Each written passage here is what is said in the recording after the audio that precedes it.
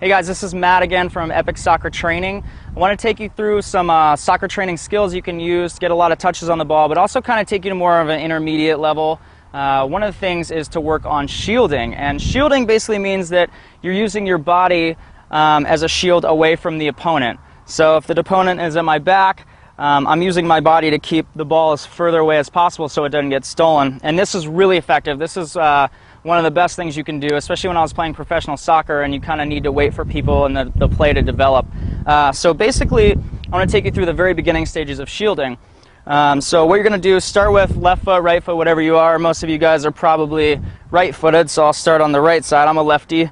But shielding basically means that you're rolling over top of the ball. So actually, let me do it this way first so you can see. Just rolling over. You're taking the ball on the top and rolling it over. And again, you want to get used to working with the top of the ball as well.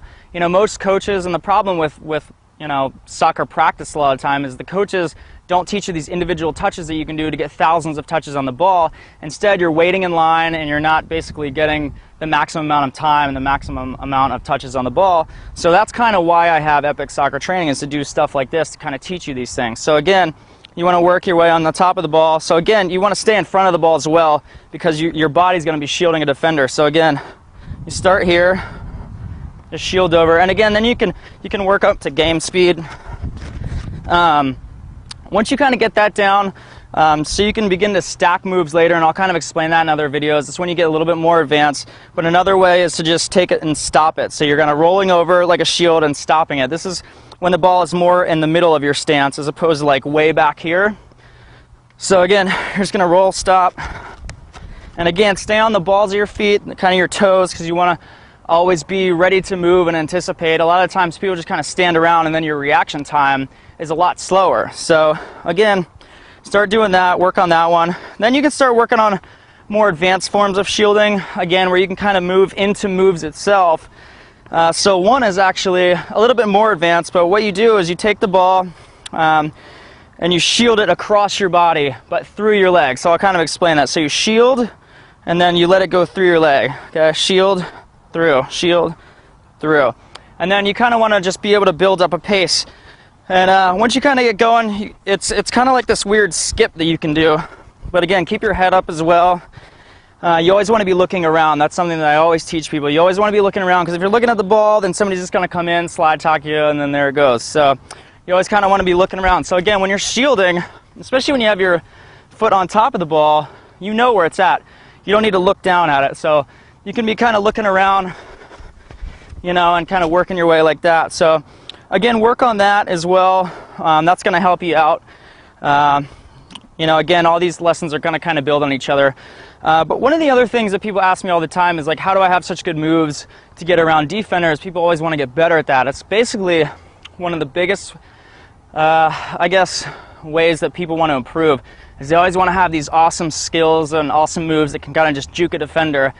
And I really didn't learn this until, well, when I was playing professional, obviously the coaches were phenomenal.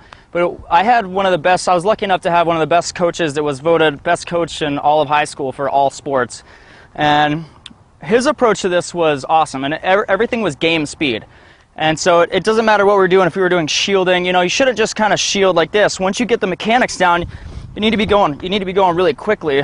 So again, any moves that you have, your first 5 steps should be explosive. It should be basically a sprint. So if you're cutting the ball, like a simple move for somebody would just be, to cut. And then they kind of do this cut and they think, wow, that really doesn't work. The move doesn't work too well. Well, that's because you're not exploding out. You got to think, when a defender, when you're stepping here and then you go to cut, he's moving here as well. But if you're not exploding out of that cut really quickly, he's just going to catch right back up. So again, when you work on moves, that's one of the scenarios you should have, and then you explode out of it.